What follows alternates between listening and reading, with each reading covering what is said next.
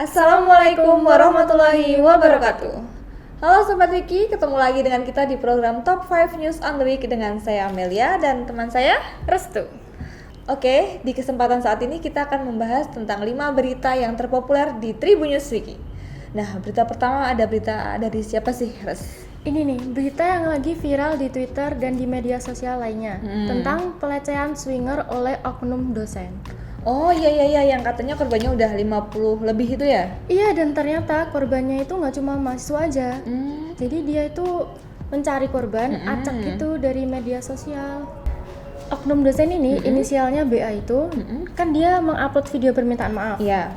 Tapi ternyata di sosial medianya tuh dihapus. Loh, kok bisa gitu ya? Kalau gitu langsung aja kita simak beritanya berikut ini. Viral pelecehan seksual swinger oleh oknum dosen. Korban diduga lebih dari 50 orang.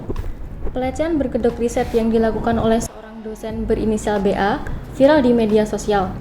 Aksi pelecehan berkedok riset tentang gaya hidup pasangan swinger ini dilakukan oleh BA untuk menjaring mangsa. Setelah salah satu korban pelecehan dari dosen BA mengungkapkan hal tersebut di publik, nama BA pun menjadi viral. BA bahkan merasa ditekan dan akhirnya mengakui perbuatannya. Ia pun melakukan permintaan maaf dalam bentuk video. Namun, video permintaan maafnya itu diunggah di Facebook pribadi BA yang kini telah dihapus. Dalam video tersebut, BA mengakui jika riset yang dilakukannya adalah bohong. Hal tersebut dilakukannya karena ia ingin berfantasi yang berujung pelecehan seksual. Kini, BA berjanji tidak akan mengulangi perbuatannya lagi. Ia siap menerima konsekuensi hukum. Sebelumnya, dalam menjalankan aksinya, BA terlebih dahulu muncul sebagai dosen yang sedang melakukan riset tentang swinger. Ia mempunyai modus yang beragam, seperti curhat hingga menyamar menjadi istrinya agar bisa dekat dengan perempuan lain. Nah, gitu tadi tuh beritanya, Mel. Gitu ya. Nah, oke, setelah kita tadi bahas tentang pelecehan seksual dari oknum dosen ya. Iya. Kita masuk ke berita kedua. Nah, ini tuh ada pelecehan seksual juga, tapi dilakukan oleh mahasiswa. Tahu nggak? Yang itu loh, yang Fetis jarik itu ya? Gilang. Yang ya. viral banget itu ya. Ngerti kan beritanya tentang itu? Iya, ngerti. Dia tuh mahasiswa kan di salah satu perguruan tinggi di Jawa Timur. Ya, itu awal mulanya kan ada salah satu korbannya yang menulis tweet di Twitter. Kemudian ternyata ada korban-korban lain nih yang ikut komentar dan memberikan kayak apa ya? Kayak memberikan Bukti-bukti lain gitu ya? Bukti-bukti lain berupa chattingan, terus DM-an di Instagram kayak gitu. Nah, ternyata sekarang tuh ada berita baru kalau si Gilang ini udah dikeluarin dari PTN tersebut. Dinilai langgar kode etik, Unair resmi keluarkan Gilang bungkus pelaku fetis jarik. Universitas Airlangga atau Unair Surabaya mengambil tindakan tegas dengan mengeluarkan Gilang pelaku pelecehan seksual fetis kain jarik. Gilang merupakan mahasiswa Fakultas Ilmu Budaya Unair. Gilang dinilai telah melanggar kode etik dan mencoreng nama baik Unair. Ketua Pusat Informasi dan Humas Unair, Suko Widodo mengkonfirmasi jika Unair telah mengeluarkan Gilang. Tindakan Gilang dianggap mencoreng nama baik Unair sebagai institusi pendidikan yang menjunjung nilai-nilai moral. Pertimbangan lainnya, pihak kampus juga mempertimbangkan pengaduan sejumlah korban yang merasa dilecehkan dan direndahkan martabatnya oleh Gilang. Sebelum keputusan DO diambil, Rektor Unair Profesor Muhammad Nasih telah mengkonfirmasi yang bersangkutan beserta orang tua sebagai wali mahasiswa. Sebelumnya, Wakil Dekan 1 FIB Unair Puji Karyanto mengatakan klarifikasi dilakukan dalam rapat virtual yang digelar pada Senin 3 Agustus 2020 lalu. Namun dalam rapat ini Gilang tak bisa hadir. Sementara ibu dan kakak Gilang turut hadir dalam rapat virtual tersebut. Dalam rapat itu, keluarga menyesalkan perbuatan Gilang yang diduga melakukan pelecehan seksual berkedok penelitian fetis kain jarik. Nah, gitu tuh. Sekarang si Gilang udah di DO dari kampusnya. Semoga para korbannya mendapat ini ya, bantuan psikologis untuk pasca trauma biar itu. dapat pendampingan juga ya. Iya. Oke, berita ketiga ada berita apa sih? Nah, berita ketiga ini viral juga, tapi dilakukan oleh artis. Apa nih, berita apa? Kamu tahu Anji? Iya, yang dulu ikut gabung sama band Drive itu. Anji itu dikecam oleh Cyber Indonesia karena dinilai meresahkan. Yang video sama itu ya, si Hadi, siapa itu ya?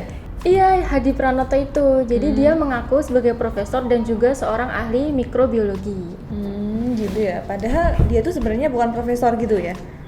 Menurut penelitian yang dilakukan oleh warganet ya, dia itu warga biasa yang mengklaim bahwa dirinya itu seorang profesor dan mikrobiologi, lalu menemukan obat COVID-19.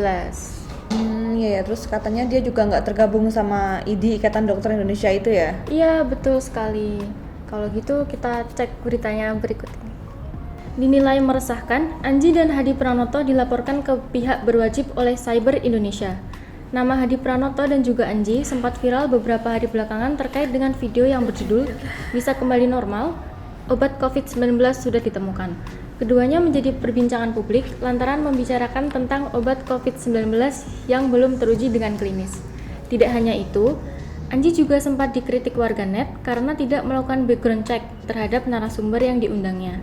Hadi Pranoto yang kala itu menjadi bintang tamu Anji mengaku sebagai profesor dan juga seorang ahli mikrobiologi. Namun setelah dilakukan pengecekan nama Hadi Pranoto, ia tidak terbukti melakukan penelitian akademis yang ada di Dikti. Akhirnya, keduanya dilaporkan ke Polda Metro Jaya oleh Cyber Indonesia terkait dengan video YouTube yang dinilai meresahkan. Bukan hanya Anji, Ketua Umum Cyber Indonesia, Mu'anas Alaidit menegaskan, Hadi Pranoto yang disebut sebagai profesor atau ahli mikrobiologi di dalam konten YouTube milik Anji tersebut dinilai meresahkan. Diketahui, video milik musisi tersebut kini telah dihapus oleh pihak YouTube. Anji dan Hadi Pranoto dinilai bisa menyebarkan berita bohong jika tidak bisa membuktikan pernyataan mereka. Keduanya pun disangkakan pasal 28 ayat 1, Jo pasal 15A Undang-Undang Republik Indonesia Nomor 19 Tahun 2016 atau pasal 11 dan 15 Undang-Undang Republik Indonesia Nomor 1 Tahun 1946 tentang Peraturan Hukum Pidana. Nah, jadi gitu Mel, mereka tuh Anji dan Hadi Pranoto itu dilaporkan karena videonya meresahkan. Karena Hadi Pranoto itu mengklaim menemukan obat COVID-19. Padahal itu tuh belum teruji klinis gitu loh. Iya, obatnya kan itu. kalau harus menguji itu harus banyak banget ya ininya, urutannya gitu ya. Iya, harus masuk ke riset akademis atau ya terdaftar lah ya, tapi ini nggak terdaftar sama sekali gitu. Oke, kita bakalan masuk ke berita keempat yang terpopuler di Tribun News Wiki. Nah, di berita populer keempat ini ada berita dari Lebanon. Tahu nggak yang ledakan di Beirut? Iya, yang sangat masif itu ya. Nah, hingga saat ini tuh korban meninggal katanya udah sampai 137 orang dan yang luka-luka tuh udah lebih dari 5.000. Ledakannya itu dari ini kembang api, bukan ya? Bukan, jadi penyebabnya bukan dari kembang api tapi dari amonium nitrat sebanyak 2.750 ton.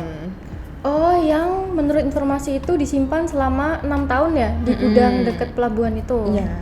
Ledakan dahsyat terjadi di Beirut, Lebanon. 137 orang tewas dan lebih dari 5.000 orang luka-luka. Ledakan besar telah terjadi di Beirut, Lebanon pada Selasa 4 Agustus 2020. Korban tewas saat ini yang diketahui ada 137 orang.